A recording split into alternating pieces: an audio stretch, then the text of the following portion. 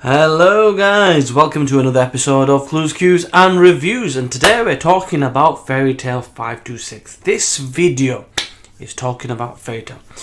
Now, to be honest with you, I really like this chapter. It's probably one of the better ones in a long time, probably one of the best of 2017 so far. So, I'm not going to sugarcoat it. Let's get straight into this review. Got lots to talk about. So, the chapter as a whole does have some problems. And if you choose to ignore it, it's not so bad, but it's a big glaring one. And that's basically a key component to biology and how that works. The having a baby, that does quite add up in my mind. Anyway, let's talk about the revelations, because there was loads of these. There were so many, all in one chapter. And I loved it. So, the child, why was the child not loved by His Majesty? This whole time we were thinking it was Rakhied or Rakhied, whatever you want to call him. And generally he's a pain in the ass. I felt bad for him, but he's still annoying as shit. We find out the truth about him. He's basically one of the experiments of Zeref from the Book of Demons. He's essentially a demon, no different than any of the other ones. And that's basically why he doesn't give two shits about him. There's no kind of familiar bond there, because you don't treat him as such. You don't treat him as a son. He's just some creation, just some demon. And it was all for the creation of Natsu, who, to be fair, wanted him to stop beating that kid of his up. He goes, I gave you my name. That's literally it. Calm down. I ain't your daddy. And starts beating his ass down. And he's like, no, but I'm your son. I'm like, shut up. He's like stomping. He literally went Austin 316 on him. And then they get on to fighting. And then we find out the true reveal. Who is the true son of Zeref? Why was the son not not loving the other child? Why was His Majesty not loving his son? Because he doesn't know he exists. So the true son of Zeref is August.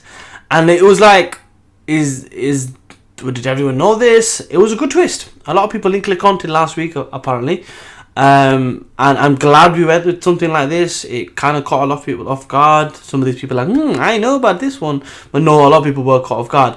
And it was interesting because the way the story came out. So literally of the last two chapters, it was literally like poetry in motion. And some of the better storytelling. Here's the problem though. August, Babi, Mother, Mavis, Papa, Zeref, they kissed. We didn't really know how they got on, but she was like dead in a crystal. How did she give birth? Now I know she's alive, she's in a coma, but can you still give birth in that crystal thing? I'm not sure. Now, was it consensual? Was it something worse? I do not want to get into that. It's not what the story is about. It's not what manga is about. Well, in some cases, but we're not getting to that. But that's not important to me. What's important is the link. We were told the only person that can defeat the son is the mother.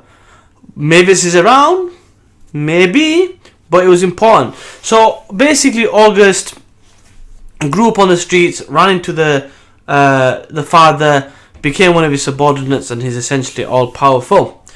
This also explains why he's got such a crazy personality where he's like, I'm so loving and I'm the best and let's be friends, and he's like that too.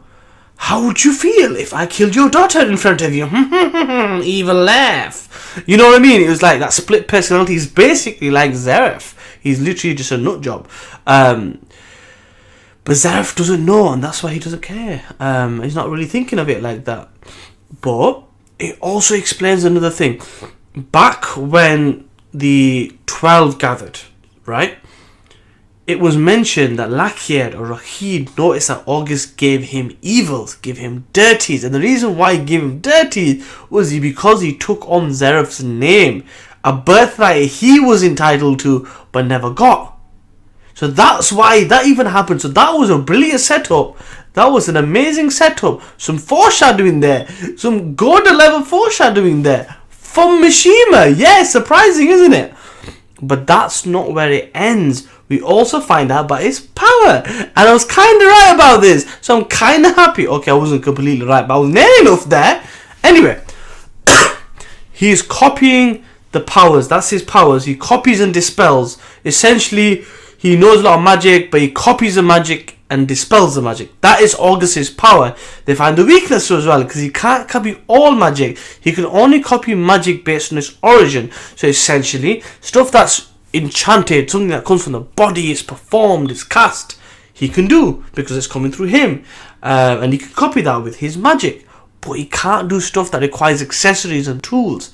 So like the key magic or the card magic that Kana's doing, he can't copy that. So that's why he's dodging that. And this is how they take him down. Because when Gildarts throws up that accessory punch of his, that metal arm, cyborg arm, it looks like Gildarts has taken him. Now, to be fair, the weakness is a fair weakness. But my problem, all this time he's this powerful dude. Is he only the person that can use magic? Has he not got a body that's tough and durable, and he got endurance and everything else? I mean, I find it difficult for a master mage of this epic proportions to be so powerful in magic and copy everything, but hasn't built a body. I mean, I'm sure he did some push-ups and curled a dumbbell or two in some time and took some body shots, but it might be me overreacting. He might just come back up and say, yeah, okay, was that the best you got? I'm kind of dead, but I'm not dead yet because I've got a physique. He does actually have a physique, so you never know.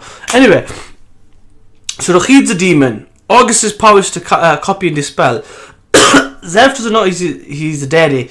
And August is the son of Zeref. That's basically what we find out in this chapter. What happens next? Mama Babies has got to step up and say, baby, you're doing some bad things, you need a spanking. And he might go, yes, mama, I come in, mama, I sorry, mama. It might be one of those situations. I'm hoping it. Just get him out of the way, because the kid's powerful. The kid's like wanting daddy and mummy's attention. Just give him mummy's attention. August will be fine. And by the time it gets to next August, we can celebrate a birthday together with Fairy Tail. Yay! Anyway, let's get him out of the way. Let's get to the good stuff, because you know who's in the background doing some naughty shit somewhere. Actologia. Let's get back to that dude, because that dude is scary, that dude is hype, that dude is exciting, that guy is ruthless, he is a savage. Let's get back to him. Anyway, this looks like it's getting wrapped up nicely. Another 1 or 2 chapters. Are we done with this? We can deal with the whole Natsu and Zeref thing at some point. Let's get to Actologia. Let's get to the good stuff. Anyway, that is my review. Fairy Tail 526. Trying to be animated here, as you can imagine. Hope you enjoyed the chapter. Like, comment, share, subscribe, all that good stuff, and I will see you in the next one. Oh yeah, before I go, if you are on Twitter, I'll leave a link in the description below. Feel free to follow. I'll see you next time. Peace!